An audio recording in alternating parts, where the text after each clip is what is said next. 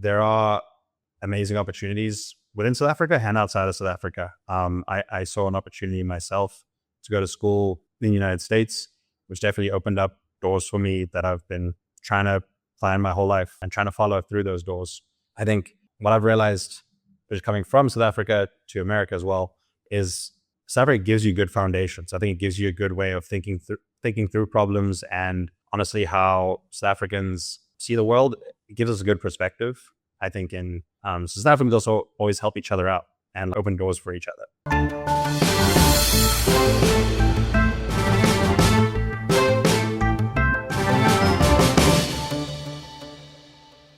Pele Collins grew up here in South Africa before heading to the University of Pennsylvania to study mechanical engineering, where he met his future co-founder, and then went on to SpaceX, where he spent 7 years, eventually leading the parachute engineering that brought astronauts safely home. Today, he is the co-founder and CTO of Beyond Reach Labs, a Y-Combinator-backed startup building solar arrays that unfold from the size of a dining room table to the size of a football field in orbit.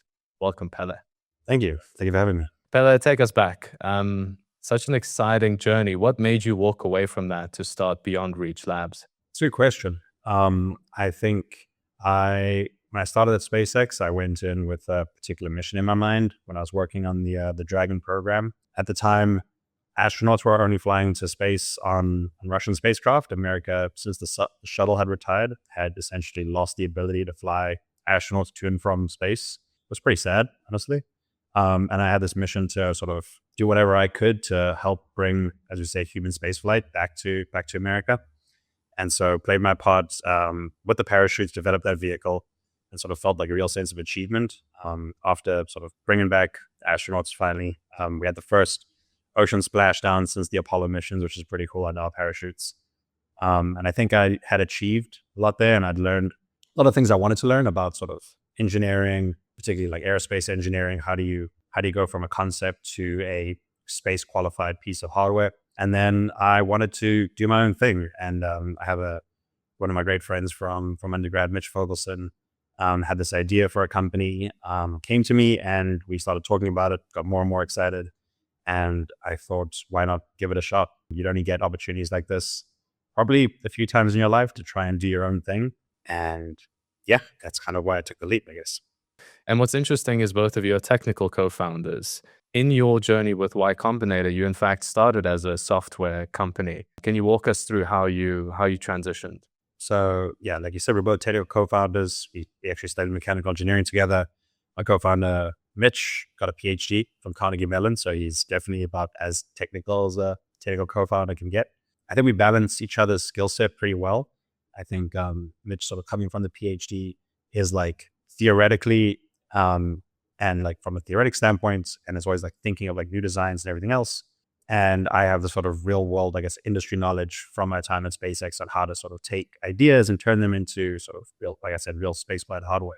And I also, what helps is, again, we've known each other for so long. We did our degrees together. So we spent, I like to say, I mean, I met my wife in college, but I definitely spent more time with Mitch than I spent with her, because it was in classes every day. It was doing problem sets every day. So we got into this knowing that we work super well together. I think that's also a rare thing.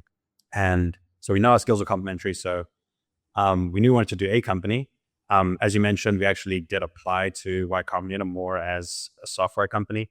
Our focus going into Y-Combinator, and this isn't necessarily a secret, but one of the hardest sort of technical challenges, we started thinking about like big things in space. How do you get big structures in space?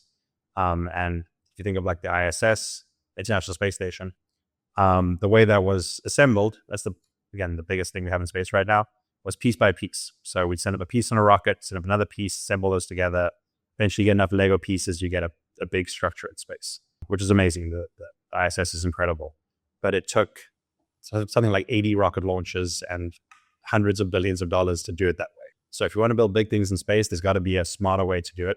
We looked at something like the James Webb Telescope, which was awesome because that was sent up on a single rocket launch. It was this incredible structure.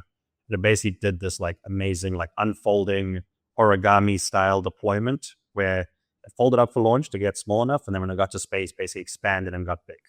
So I think the idea unlock there is what we call deployables, just sort of mechanisms, things that move in space. That basically lets you, that's the key enabler to let you build big things while keeping costs down because you're launching way fewer times. The big technical challenge is something like that, and James Webb had something like 100 different like single points of failure, is analyzing things that move a lot harder than analyzing sort of static structures. And there are a lot of good software tools out there for static structures. And something Mitch just started playing around with during his PhD was building better tools for analyzing dynamic systems, which there's been a lot of development in the last couple of years. If you think of like robotics, the push there, those are all basically moving mechanisms. How do you analyze how they basically act in the real world versus just in simulation? And so when we applied to Y-Combinator, the idea was actually we'd develop some of those tools to enable people to basically come up with and build these cool mechanisms in space by using data analysis sort of simulation tools.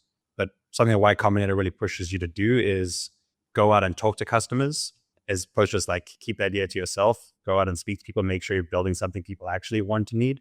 And what we found when we sort of did that is a lot of customers said, this tool is amazing. We'd love to use it. But honestly, can you just go design and build the thing for us? And that for us was great because ultimately for being honest, I think we're both like, we're hardware people more than software people. Like we know how to do software. I mean, especially honestly with today's like AI tools, most people can do basic software, which is a pretty exciting time. But ultimately, like what excites us is actually building physical stuff that we can hold in our hands, that we can point to and say, look how cool this thing is. That's why we did mechanical engineering. And so I think it was a great sort of small like reframing of the problem in our minds of, hey, we still get to use these cool tools that we built, but we'll just use them internally and we'll use them to help us design, analyze, and build these awesome structures in space. In uncertain times, good information is priceless. The BizNews Conference is heading back to the Drakensberg. Join me, Alec Hogg, from the 11th to the 14th of August for BNC 9, Champagne Sports Resort, where it all began, and where our community gathers for honest conversations, smart investing insights, and direct access to some of South Africa's sharpest minds. Come and rub shoulders with the best we've got. 28 keynote speakers, 3 days. Seats are available now. Book your seat by clicking the link in the description.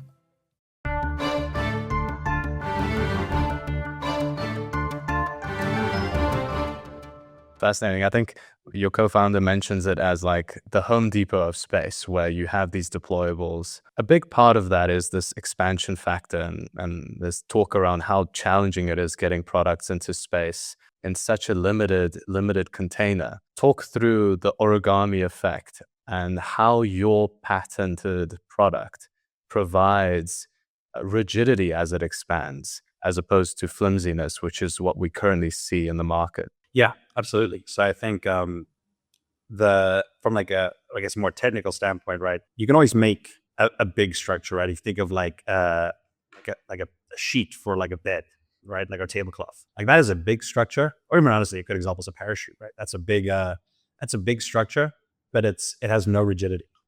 And so there's always this balance of, as you get bigger and bigger, you also think of it as like a bridge as well.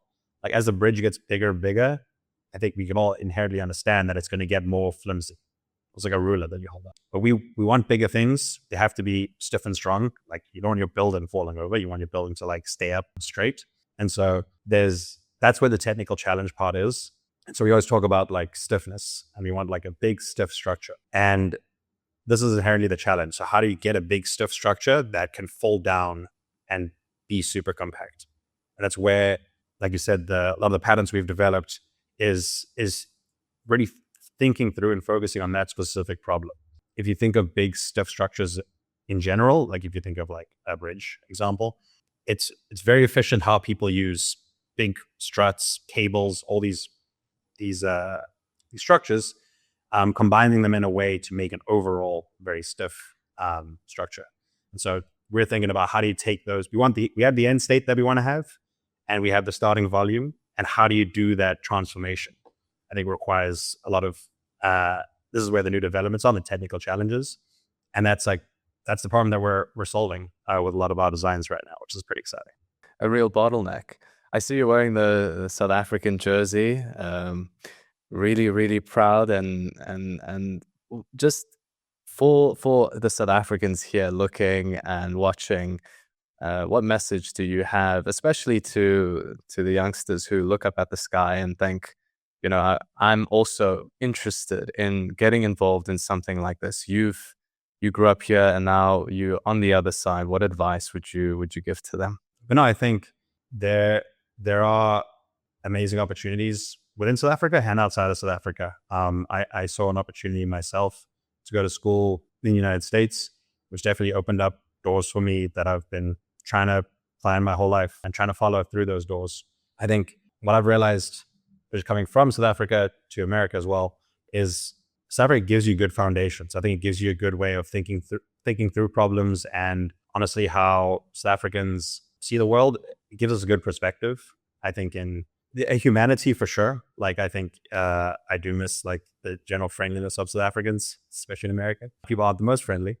But I think there's this like sense of humanity that all South Africans have. And so even though I've been here, I've been trying to think about solving real world problems. And you realize that South Africans do have the capability. I think it's just a question of opportunities. So if you have any opportunities, make sure to take them. Honestly, I like a pretty quick like story here. The first person who did my like interview when I was applying for a job at SpaceX was also another South African, this guy Daniel Frol.